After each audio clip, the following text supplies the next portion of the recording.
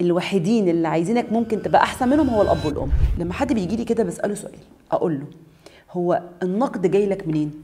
يقول لي مثلا من الاب والام. في حاجه اسمها نقد بناء ونقد هدام، وركزوا في الكلام اللي انا بقوله. يعني ايه نقد بناء؟ يعني انا دلوقتي لما يجي لي نقد اكتر من مره من بابايا ولا من مامتي ولا من حد بحاجه معينه، لازم تفهم ان دي رساله من ربنا ليك. لما النقد يجي لك من باباك ومامتك اكتر من مره، دي مش صدفه، دي رساله من ربنا ليك، بيقول لك فعلا انت مظبط، انت عامل ده. المشكله بقى ان سن المراهقه اساسه ايه؟ العناد، وان يكون عكس القدوه.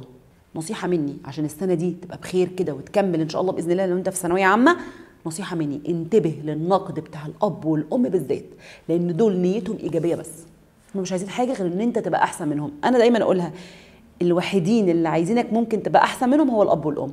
فلما يتكرر النقد، على فكره ده في العموم مش بس في المذاكره، فلما يتكرر النقد اكتر من مره لازم تبقى عارف ان ده نقد بناء.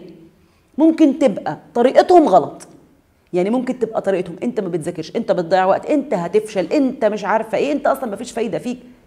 طب انا اقعد هما بيقولوا لي كده ليه؟